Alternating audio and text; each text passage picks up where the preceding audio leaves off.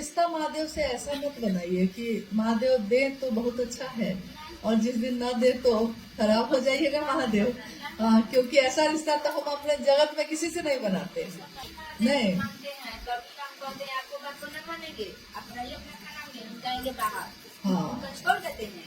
अच्छा ये देखिए कॉल हो गए आते हैं बातें हैं चर्चा हो जाए, चल जाइएगा गाड़ी से, चल जाइए चर्चा। अच्छा, आपके पति पुलिस में है?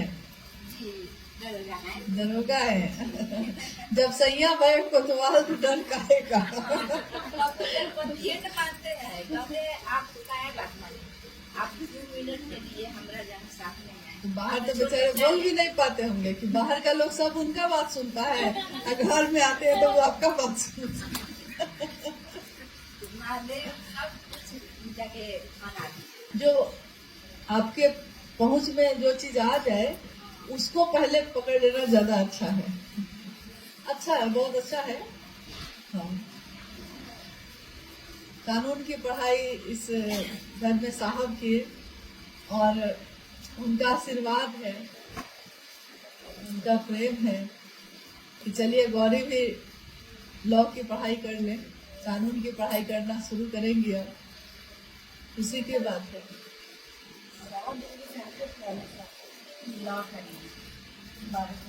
हम बोले नहीं, इतने साल पहले भी साहब ने जो बात कही है मेरा मन पूरा विश्वास करता है कि उन्होंने जो बात कही है वही होगा। इसीलिए आज इतनी हलचल होते हुए भी एक क्षण को भी मेरा मन इस बात के लिए चिंतित नहीं होता है कि कौन छोड़ देगा, कौन चुनवा बना लिया, कौन क्या कर लिया। इस बात के लिए हमको चिंता नहीं होती है। आदमी है, तकलीफ तो होती ही है, लेकिन चिंता नहीं होती है कि क्या होगा, कैसे होगा, क्योंकि हमको पता है कि साहब ने कहा है कि एक दिन शुरुआती दौर में शिव की शिष्यता में लोग बटेंगे जरूर, लेकिन एक दिन ऐसा होगा जब सारे लोग एक हो जाएंगे, सारे शिव के शिष्य एक मनसा वाचा करना चलेंगे। उन्होंने कहा है, इसलिए ये बात होके रहेगी। अब उसके बीच में हम लोग को जितना एक दूसरे से लड़ना होना है लोग लड़ ले, लेकिन होना वही है जो वो चाहे, होगा वही जो उन्होंने कहा है। हाँ, तो क्यों इसके लिए चिंता आप करें। साहब का टोपी वाला चर्चा मुझे ना एक बार सुने थे, हमको समझ में नहीं आया। क्या टोपी में जो साग टोपी पहनने शुरू किए थे, सब गुरु भाई पहनने लगे, थोड़ा दूर से सुने का ना। अच्छा नहीं आया था सुनने का, और फिर राधा ही से थोड़ा बोले तो बस। जैसे हुआ क्या कि पहले तो साहब टोपी नहीं पहनते थे। ठंड के समय में हाथ से जो बुना हुआ रहता है ना टोपी, काले रंग की या सब कभी कभी सफेद, ज्यादातर काले रंग की, तो माँ बुनती थी। माँ को बुनने आता था खूब अच्छा, तो ऊन से बुनती थी। तो ठंडा के समय में साहब के सिर में ठंड लगती थी तो ठंडा में पहनते थे वो टोपी को। लेकिन जब माँ नीलम आनंद 17 जून 2005 को शिवलीन हुई तो बाल छिलाया जाता है ना, तो साहब ने उस समय सफेद रंग का रुमाल अपने सिर पे बांधा, और उन्होंने कहा, हॉल में हम लोग बैठे थे, तो साहब ने कहा कि ये मैंने नीलम की स्मृति में बांधा है तो ये बांधा रहेगा, पता ये रहेगा अब। लेकिन हुआ क्या कि कुछ समय के बाद अब कार्यक्रम में जब भी हम लोग जाते थे साहब के साथ, तो रास्ते में साहब जैसे आ रहे हैं, कार्यक्रम होना है, महोत्सव होना है, तो रास्ते में लोग रिसीव करने आते हैं ना, तो 50 मोटरसाइकिल पे 100 गाड़ी, 10, 20, 100, 50 जितना भी गाड़ी है, सारे के सारे लोग माथा पे सफेद रंग का बांधे हुए हैं। देखते देखते साहब उब गए कि हम क्यों बांधे, हमसे पूछा तुम, हम क्यों बांधे, मेरे बांधने का कुछ कारण था। तो देखा देखी साहब बांध रहे हैं तो हम भी बांधेंगे, तो देखा देखी सबने सफेद रंग का रुमाल बांधना शुरू किया। फिर बाद में उसके बाद साहब ने कहा कि अब मैं रुमाल बांधूंगा ही नहीं, मैं छोड़ूंगा तो छोड़ेंगे लोग कि नहीं। तो उन्होंने काले रंग की टोपी, हाँ, कपड़े से सिलवाई गई, तो साहब ने कहा ये ठीक लग रहा है मुझे, तो मुझको ये पसंद है, अब से मैं यही पहनूंगा। उसके बाद वो गर्मी हो, बारिश हो, ठंडा हो, लेकिन ज्यादातर जगहों पे साहब काले रंग की टोपी पहनने लगे। देखा देखी बहुत लोग पहनने लगे, फिर काला रंग का टोपी सब पहनने लगे। जैसे साहब बैठते शिव चर्चा में लोग वैसे बैठने लगे। जैसे साहब को गले में प्रॉब्लम है, मतलब उनको गले में फुंसी जैसा कभी कभी हो जाता है, बोलते समय ना गला सूखता है उनको, तो इसके लिए ग्लास में पानी, थोड़ा हल्का सुसुम पानी हमेशा हम लोग रखते थे कि जैसे ही उनको गले में सूखा जैसा लगता था तो वो हाथ बढ़ा के पानी का ग्लास लेके 2 घूंट पी लेते थे, फिर रख लेते थे। अब देखा देखी लोग गिलास का पानी मंच पे, गुरु मंच पे रखने लगे। पानी का बोतल लेके लोग दौड़ने लगे। वरिष्ठ गुरु भाई आए हैं तो पानी का बोतल लेके लोग दौड़ने लगे, ग्लास में पानी लेके जाने लगे। ये भी साहब ने देखा। कोई पनबट्टा लेके घूमने लगे, पाँव पे पाँव चढ़ा के आबू पान निकाल के साहब वाले स्टाइल में खाने लगे। तो साहब ने एक दिन कहा कि मेरे जैसी टोपी तो पहन लोगे, मेरे जैसा पान भी खाने लगोगे, मेरे जैसे ग्लास में पानी लेके मंच पे पीने भी लगोगे, लेकिन मेरे जैसी नियत कहाँ से लाओगे? महादेव के लिए महादेव को मैंने चाहा है।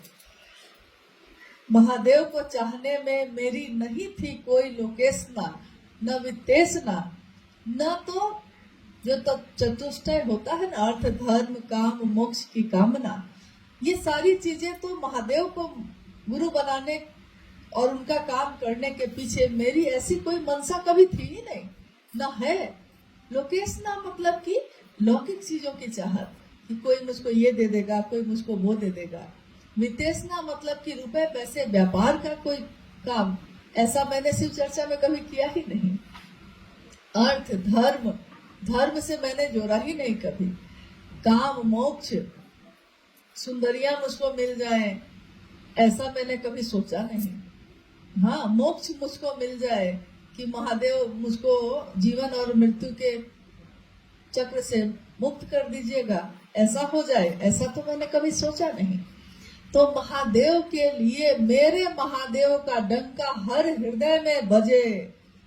ये मंदिर में जो घंटियां बज रही हैं उसकी मधुर ध्वनि हर व्यक्ति के जीवन में घुले, ये मैंने चाहा है। तो मेरे जैसे नियत कहाँ से लाओगे? यही उन्होंने कहा उस दिन। हाँ, यही बात कही। तो हमेशा हम लोग यही कामना करते हैं कि साहब आपके जैसा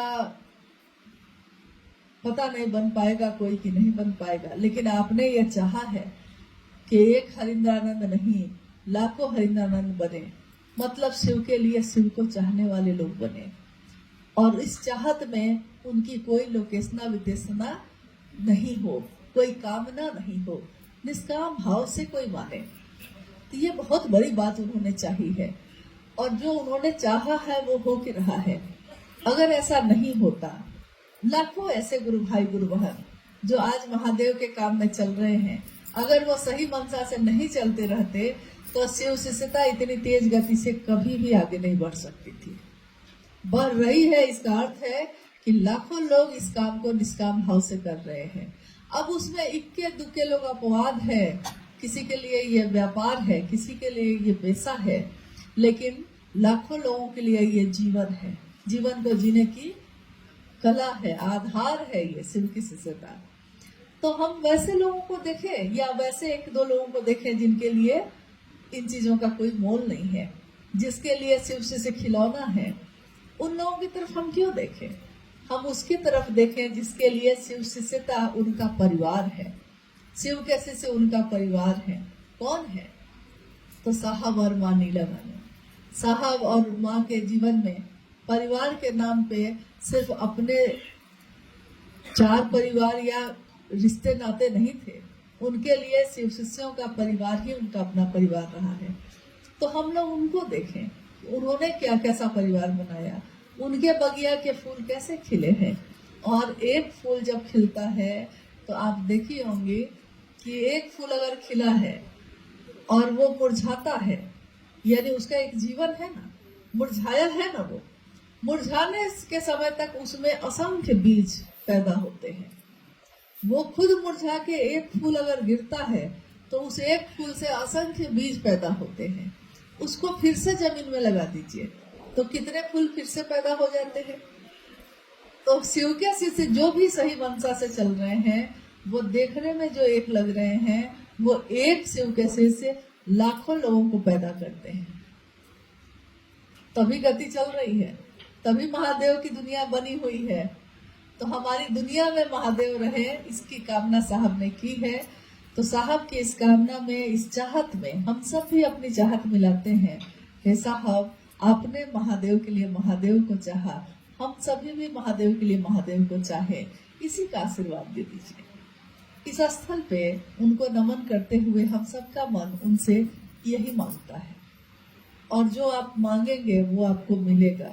जो संसार को आप दीजिएगा वही संसार आपको वापस करेगा। साहब ने संसार में शिव को दिया, आज लोग उन्हीं को शिव की तरह मानते हैं। मतलब शिव से नजदीक होना उन्होंने साहब से सीखा, कैसे हुआ जाता है। तो आज जो उन्होंने दिया वो उससे दुगुना पाए। तो हम आप भी जो समाज को देंगे वही आप पाइएगा। तो महादेव दीजिए, महादेव लीजिए। महादेव लेकर आए हैं तो ठीक है, नहीं लेके आए हैं तो महादेव को लेकर जाइए।